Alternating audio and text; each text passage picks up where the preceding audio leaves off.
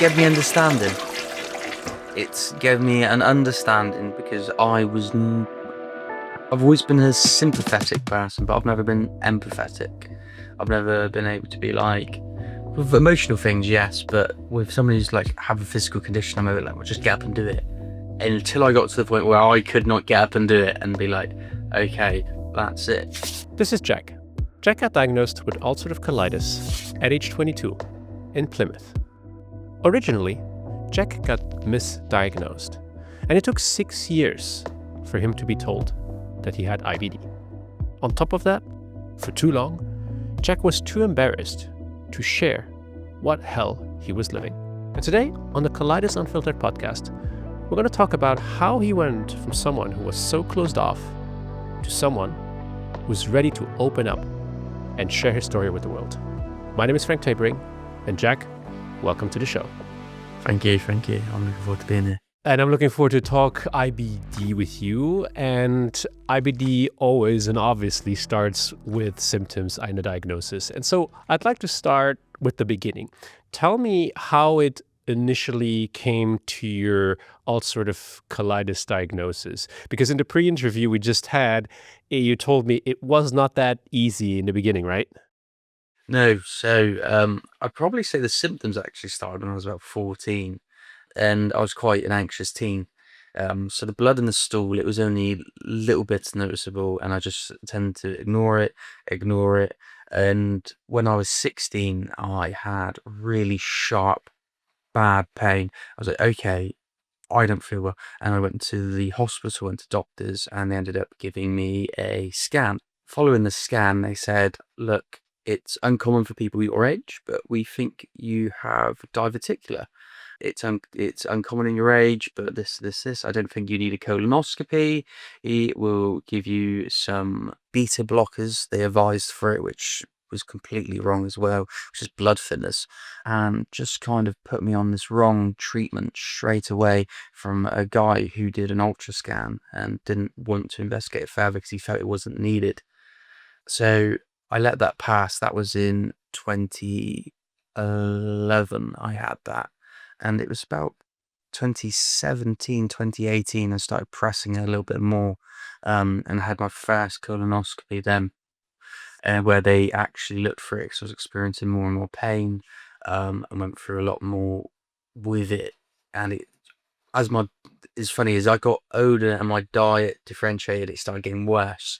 As a kid, I would just live off chicken nuggets. So as I explored more things, the diet started, and then that started. And it came to about, I had the colonoscopy. It was like, look, you have ulcerative colitis. It's like this, like Crohn's. I didn't get a lot of information. I didn't have a lot of help. And I was kind of, you've got this. If you get pains, let us know. You're on your way. Here's some anti-heartburn medication. Here's some of this and that. Just let us know. And I was really blind for that for years of not knowing it, not knowing the effects. And as I've got older and doing my own research into it and TikTok and like finding your channel on YouTube and seeing all these other people that dealt with it, it was such a taboo topic for me. And then realizing that a lot of other people have this and are dealing with this made me want to open up about it because I was always ashamed of it. Really, really ashamed of it. So let me ask you right away, not only did you not receive any information really when you were diagnosed with ulcerative colitis, but you've lived quite a number of years being misdiagnosed, right? So how does one not lose faith in the medical field or the medical system? And have you lost faith in the medical system, or have you regained some of the trust over the years? We've got new consultants, and I've got a lot more trust for them. I would have an appointment at the hospital every 6 months, and it would be, how are you faring? Blah, blah, blah, blah. I used to be nervous, and I used to go with my mum. But then because my mum was there, I was too embarrassed to speak about a lot of things. But it was one of those things where I went through it quite blind, not knowing all the side effects and symptoms and everything else. And I just thought, this is the new normal. This is what I have to get used to, and not that my quality of life could change. But the system did let me down in that sense. And I feel like they are making up for it now, but it's only because I'm fighting my battle. Absolutely. So you do need to step up and stand up for yourself eventually. But at age 14 or 16, obviously this is not the first thing that's on your mind. So let's cover the period of your misdiagnosis, essentially. I mean, you were living with ulcerative colitis, you just didn't know it yet, right? So how, at 16, late teenage years, as you move into your young adulthood, how did having ulcerative colitis, and again, not knowing having it, impact your social development? How was it in school? How was it with friends? How did you navigate the flares? How did you handle it mentally before you actually received the official diagnosis? So when I just left school when I got that diagnosis. So luckily it was exam period, and I missed it. But I went to college. Luckily, college was only 3 days a week, so not very intensive and very easy days. But it was I found that I went to toilet more than most people, and found that I was more exhausted than most people. Started finding myself fueling myself with energy drinks and everything, just like get on. Social situations wasn't too bad at that point. It was never where I was worried. I wasn't at the height of the bad point yet. That came a lot later in the years. In the last few years, I hit a very bad point with it. But I managed it, and I just thought it was normal. Like, oh, I've got to go to the toilet now. But it was always in my mind, like, okay, going somewhere with a toilet. I would never go on massive beach trips or anything like that, just to avoid, just being in case there's no facilities around or anything like that. That was probably one of the biggest struggles. And it's now been about 10 years that you live with your official diagnosis, at least. Following the news that you actually had IBD, talk to me a little bit about where your journey went in terms of treatment, medications that you were put on, and then tell me how it evolved, from that day at age 22 to where you are today. So initially, it was again, here's some anti-digestives, here's suppositories.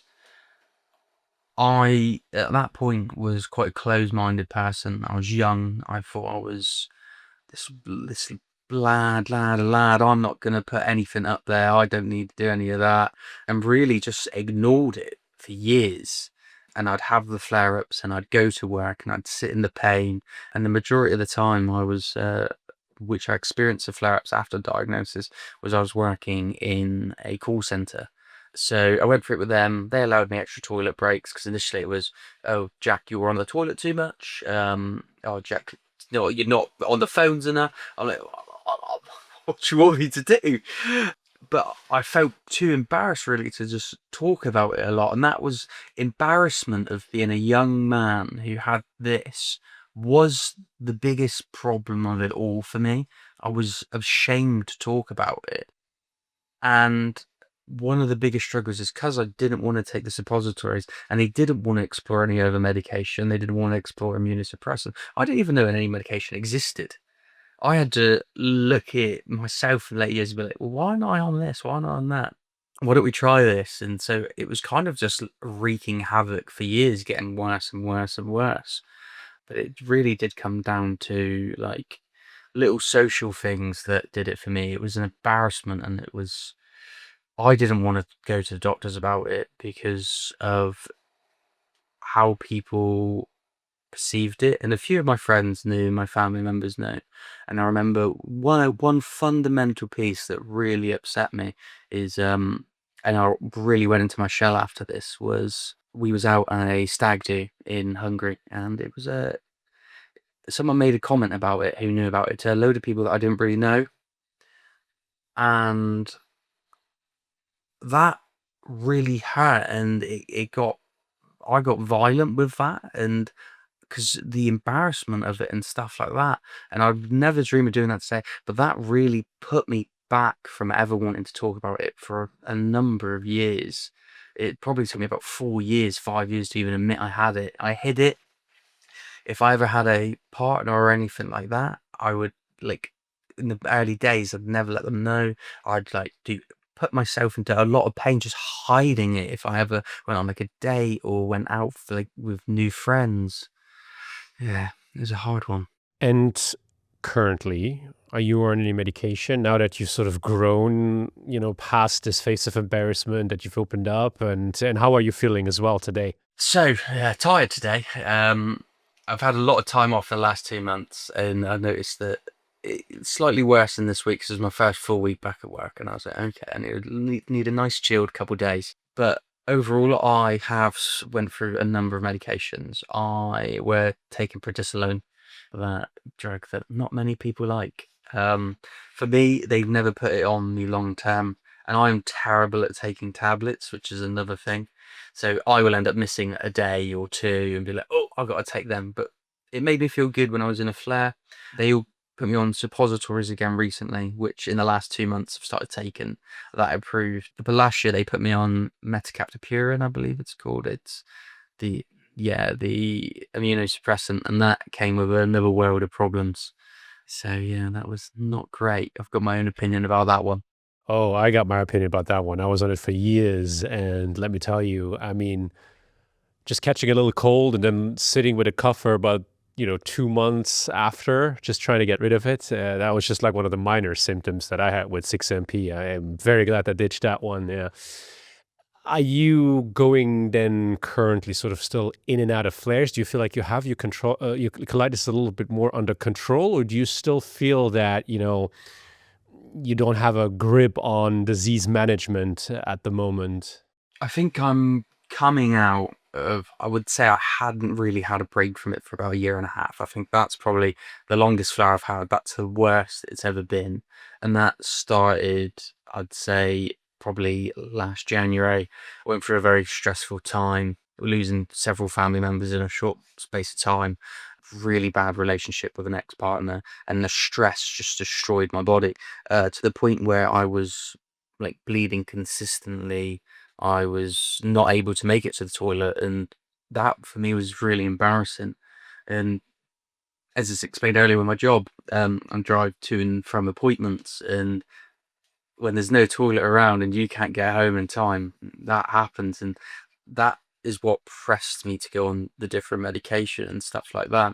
So I'm starting to come to grips with it again, and I feel life coming back into me for the first time in I'd good say a good like 18 months, which is really nice. But it's the other side of things where it was the trialing the metacaptopurin, and I before that, in because I only been doing the job for 2 years, and I never had one day sick, not one. Started the metacaptopurin, I was having 3 or 4 days every month, from vomiting to infections in the body to as you said, cold and coughs that just hit you like a brick wall. And I've never been like that. I was never a person to go, oh, I can't go to work. I'd always try and power through it, especially with that job because I enjoyed it so much. Or I still do. Well, you're mentioning anxiety and stress.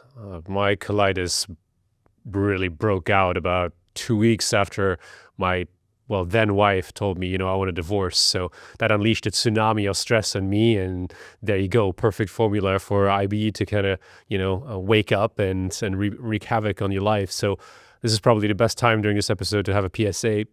Yeah. Stress, anxiety, if you can find ways to sort of manage it, do, because it can have violent reactions, and not only with IBD or other autoimmune condition, but just on the body in general. So I can definitely relate to your struggles on that front. Any talk about biologics potentially from your consultants, or has that not come up yet? I've asked the question a few times and they've been very dismissive, like, and I'm like, look, I kind of want to experience it, but they want to get me out of this flag because last month I went in for a sigmoidoscopy. Because my ulcerative colitis, I've got it down to pretty much proctitis through like years, but that's my main like focus area now. And they class it, what did they, Mayo, that's what they classed it as, Mayo 1, 2, 3, and I was 3, and they were like, look, I need to go and speak to someone whether you're going to be admitted or not. I was like, look, I hate hospitals. I they cause me so much anxiety and stress. The beeping of the machines, I think someone's dying, and it's just like odd. So I'm like, ah. So I really didn't want to be in, so I did everything to come home and have like a week off to try and get better. But that still took me like weeks and weeks to get, like, I'm now coming out of that, and that was, I'd say, 6 weeks ago, 7 weeks ago, and that was the worst point of it. But I would thought that flare was just me having a slight flare, not a severe flare. So I think, because I've been very anxious about going to the hospital, that I've put it off a lot, where I've probably had more severe flares and I've always downplayed them.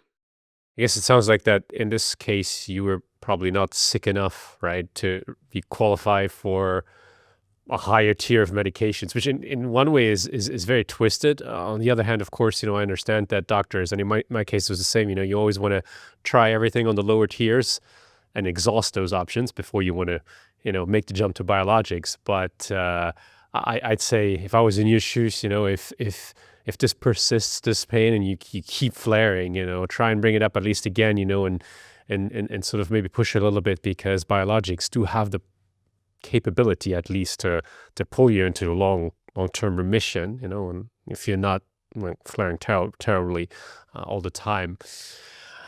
Now, you've talked a lot about ignoring, about missing, about downplaying. And luckily for us humans, as we grow older, our mind evolves as well, and we start realizing that maybe previous decisions that we've taken might have not been the smartest ones and could have potentially either prevented a lot of agony and pain. In your case, do you often have any regrets about the close-mindedness that you've had all those years? No, because I'm more open to talk about it now, and I think if someone's open, ready to talk straight away, it's very easy to listen to them. But so when someone says, "Look, it's hard for me to talk about this," I feel that it sometimes gets you listening a little bit more. Like, I felt embarrassed about this for years, and you're like, but you're not embarrassed, and that can inspire others. Because if someone's like, "Oh, he's open about it so freely, how can he do that?" But if they know the backstory, that no, I was once like you, I was embarrassed to talk about this. I was like humiliated by my body in a sense, and now I don't care. It's just, it's my body. It's what it is. If I'm going through a flare, I don't care anymore. I know what I need to do. I need to rest up. I need to get my body better to get the best out of me. That's a very fair point. So then my follow-up question to that one is, what made you want to open up? What made you change that direction? Was it a very specific moment and experience in time, or did that sort of gradually develop? I've always wanted to inspire people, and I've always wanted to help people where I can, and I've always been a big advocate for mental health. And I thought, how can I be an advocate for mental health? Where, like, in years before, I set up like mental health groups for during lockdowns for people to like speak, and I've done training courses every place I've worked. I've done, and I thought, how can I be that and say that you need to be open and talk and not be embarrassed about what you're going through? When I'm not talking about, why am I not practicing what I'm preaching? And I seen a lot on TikTok where there's a lot of females talking about it, and there's a lot of open in the female community. I've seen very limited men talk about it. I know there's a couple guys with a stoma that talk about it that's quite big, but I find as men, you are someone great at talking, but we don't tend to talk as much as the opposite gender. And I don't know why, but I really want to break that stigmatism, because if we break it in this, it could break it in other things, and then hopefully it has a long lasting reaction. And yeah, people are more open. Absolutely. I mean, I think with men, what it could be is some sort of unconscious ego, right? That's kind of preventing us from doing that. But it already takes, I think also for men, it already takes a lot to say, hey, I was embarrassed for years, and you mentioned that a lot, in the last 20 minutes that we've been talking. So props to you, because that takes guts in the first place, and then the next step is opening up and talking openly about it. And I do agree with you. Practicing what you preach, it's not easy for everyone, but that's the way to go, obviously, and only good can come out of it. Looking ahead, how do you keep hope alive that your body is not going to further betray you, and how do you deal with this potential fear of my colitis might get worse, medication might not work anymore, there could be surgery in the future, because we all have those thoughts, right? We all have those fears, essentially, those doubts. How do you deal with that? So for years, I've always said if I end up with a stoma, and I know this is a very controversial take, is that I would take my own life because I would not want to live that way. And I've said it, and now I just don't care. I have overcome so much in my life, and I've had flares battle with me. I had sepsis 2 years ago and nearly lost my arm. I have went through more than most, and I can do it, and I know anyone else can do it. We know our bodies. Yes, professionals can help, but you know what makes you better.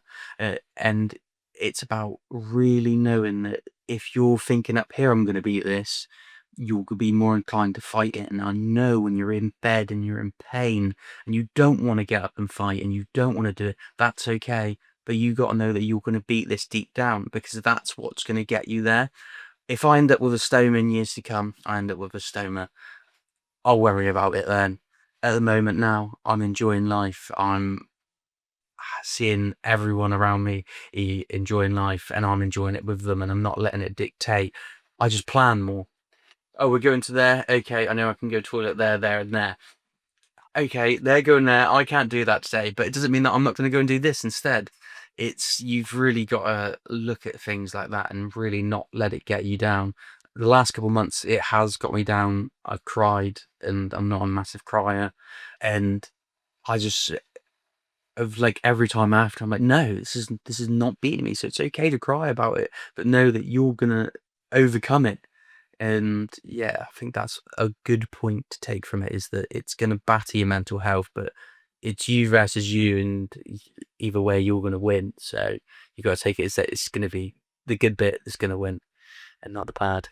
Yeah, and I was going to ask you how you got to that point, but you basically already answered it. Based on the more pain you experience, the more prolonged time of very violent vicious disease that you're going through, the more resilience you built, the more courage you built, and props to you for reaching that point and getting to where you are today. I often describe IBD as a blessing and a curse. And I think we've talked about the curse part. It's honestly pretty obvious when you're an IBD warrior. I'm going to ask you about the blessing part. For you specifically, your IBD journey so far, where does the blessing lie? It's given me understanding. It's given me an understanding because I've always been a sympathetic person, but I've never been empathetic. I've never been able to be like, with emotional things, yes, but with somebody who's like have a physical condition, I'm over like, well, just get up and do it. And until I got to the point where I could not get up and do it and be like, okay, that's it. And that's only come over the last like couple of years, that last 18 months. It really changed my mindset. So for me, it's opened me up to one, realize that people have these conditions, and it can really affect them mentally and physically, and also that it doesn't stop you living your life. And in some jobs you get extra breaks because you get to go to the toilet, and that gives you time to not worry about things and give it like, okay, well, I'm going to there and I'm not great at the moment, but I'm covered because a lot of people don't know that we're covered by the Equalities Act in the UK. So they can't sack you for this. You can, and I have battled with employers about it and stuff like that. You are protected by the law with it. You don't have to be ashamed of it and talk to your employer. If they try and punish you for it, fight back. They can't do anything. They can't say, well, you got to stay later or anything like that. No, you're entitled to reasonable adjustments. And that is the blessing, that you have a lot more going for you on your side than you think. And you can feel what other people go through a bit more. And the community is quite good. I've never met someone who's bad with it and talks about it would ever judge or anything. It's always an open ear, and it's able to like, oh, you okay? Like, I know what you're going through. I think that is also another weird lesson, going a little bit off there. Time to slow down. Now my body has told me when to slow down, and I enjoy being a bit more slow. I was never slow. I was always 1,000 miles an hour and going around and around and around. But now it's like, okay, body needs a break. I need a break and just enjoy this peace and the slowness. And that's another huge blessing from it, because I don't think I would have ever learned that else. And you made a very good point. You might lose a lot of trust in a healthcare system. You might be disappointed in a healthcare system, but when it comes to working, you have rights, and you should know that. A lot of people, I think, ignore that fact, and then, like you just said, they're afraid to speak up. They're afraid to disclose their IBD, but you have rights, especially in the UK. And I always say too, UK, US, it's pretty clear, because that is protected. And I think in the UK as well, and it's recognized as a disability, if I'm not mistaken. Yes. So Yeah, it is.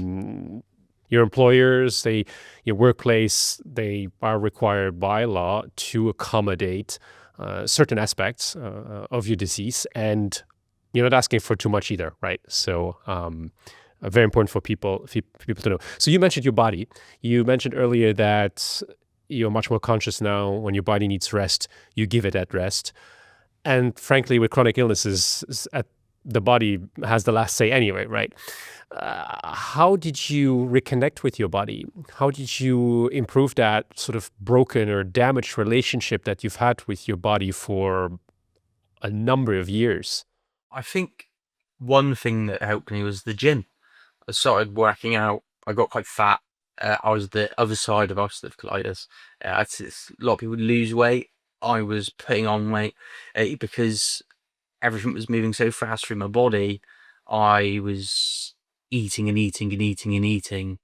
Some of that could have been due to stress and stuff like that, but I got to like 101, 102 kg, and I'm not far from that now. But the body composition is my belly was huge, but going to the gym and seeing my body get healthier and stronger, and also that also helped my colitis in a sense, because my diet cleaned up and I wasn't eating my triggers, because I knew what my triggers were and I'd eat them anyway. I'd be like, oh, I don't care. And I'd still eat my triggers sometimes. You got to live. But I know, like, okay, if I'm going to eat that, I've got to prepare myself, and I've got to be like, okay, I would make sure I'm not doing nothing the next day, because I might be a bit iffy. But you got to learn to love your body, because you only get one. And I went to the gym, I went swimming, I went on a few holidays, and I wanted to look good. So that wanting to look good has made you love your body a little bit more, because again, it's a blessing and a curse. So your body's a temple, but if you let that temple fall apart when it's already fallen apart from the inside, you're not helping it. So I think one thing that I did learn was look after the body and don't shove everything wrong into it, and go to the gym. But I never overexerted in the gym. On the days I felt good, I did like an hour and a half. I did a challenge for colitis, and it was meant to be 30 minutes of exercises there. I did 300 every day for the month of January, and raised the money for that. And I was at a real high point then, and I got like really fit. And then 2 months later, I hit a flare, and the muscle went and got a little bit fatter again. And that that's okay, because it to and fro, but your body is an amazing thing. And yeah, I think the gym really did help, because that mental being able to go there and do things that other people are doing, but also sit there with your own thoughts. As I said, the quietness is quite good, and you take the frustrations out. And I found that I'd go home and go to the toilet, and sometimes it wouldn't be great. Sometimes it'd be great, depending. And then I would go, okay, I can carry on this week, or okay, I need to slow down. I'm overexerting. And you just got to find the way that your body's talking to you, and you've got to trust your body. If you feel tired, you've got to go to the gym, and if you want to go and have that, but just do 20 minutes on the treadmill. Just have a light walk on the treadmill, have your downtime, feel that you've done something to give you the endorphins, which makes your body feel good, and then just go and relax. Very important change in perspective. And in the foreword of my book about my IBD journey, I actually talk about the fact that it's so fascinating that when you're dealing with IBD, you're dealing with a body that attacks itself. It attacks you. But at the same time, it also gives you the ability to fight back. And to me, as simple as that is, it's absolutely mind-blowing. And the body is the temple, and you need to feed that temple. Even if that temple sometimes feels like it's just, collapsing, you need to keep going. And like you just said, You work out, you get better, you have a flare. Well, brings it back down. Gotta get up and keep on going. It's the only one you've got. Knowing everything that you know about IBD, having experienced everything that you've experienced with your inflammatory bowel disease, what kind of words of advice would you give to people who have been recently diagnosed or have been living with IBD for a while and are feeling themselves trapped in the same corner that you were, embarrassed to talk about it, not wanting to say anything to anyone, feeling isolated with it? What would you tell those people? I'll go to the bit of my sterner side with this one, is that no one's going to save you but yourself. There is no miracle drug. You could try them, hopefully one works. There is no miracle diet, because most half the time it's not diet. There is no miracle that's going to get this out to you. You have to advocate for yourself. You've got to push yourself, and you've got to do it for you and the people around you. And on those hard days, and you think, oh, hey, what's wrong with me? Put your symptoms in. Go to the health professional. Push them. I email mine all the time. They probably think, oh, Jack's emailing me again. Go away. I'm like, I've got these symptoms. I'm not happy. What's going on?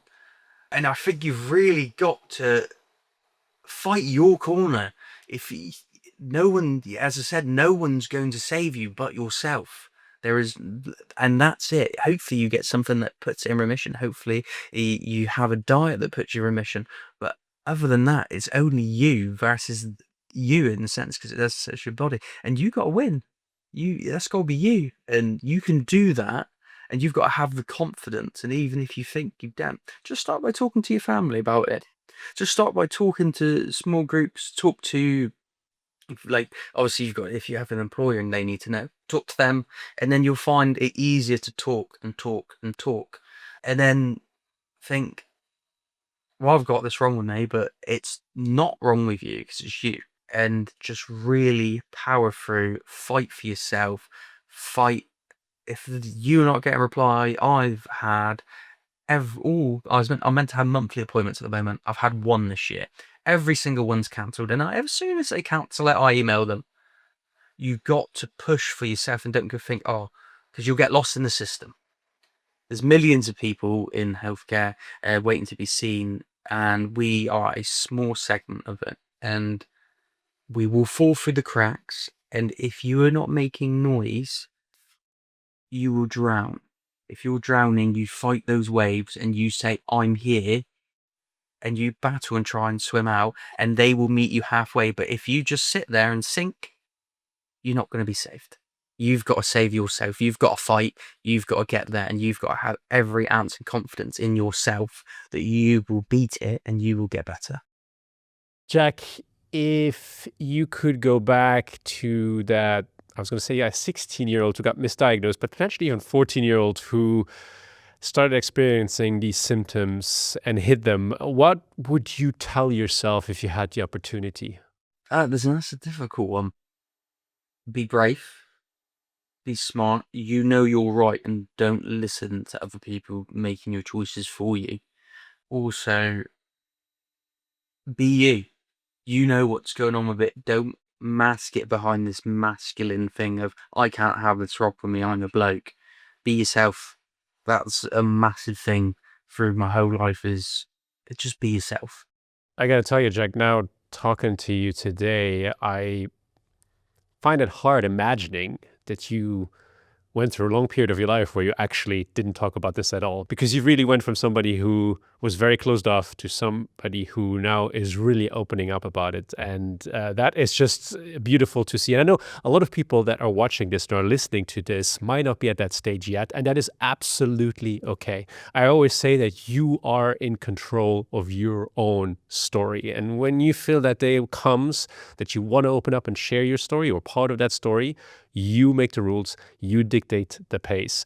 But people like Jack here, you see it is absolutely possible. It may take some years, it may take decades, but eventually, as you continue to evolve with your IBD journey, opening up, talking about it, or talking shit, like I always say, will bring a lot more positives into your life than just continuously hiding from it. So Jack, Thank you so much for sharing your story with me Thank you. today. It was really, really insightful, and keep going, keep talking about it. I think it's really great. And I do wish you all the best with your colitis journey and hope that you'll kind of get it into control and experience remission and sometime soon. So thanks again.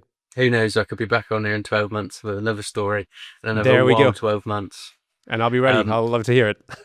Perfect. I want to end on one note is if you are sat at home and you're thinking, when is this going to change? When is this going to change? Make yourself the change. As I said, be strong, be you, be the change yourself. If you feel that you can actually start speaking out, reach out, get on this podcast. It's great. Start speaking to people about it. The stigmatism dies when we change. You can't wait for someone else to change it. 100%. The mind, the voice, very powerful things. Thank you so much, Jack. Really appreciate it. Cheers.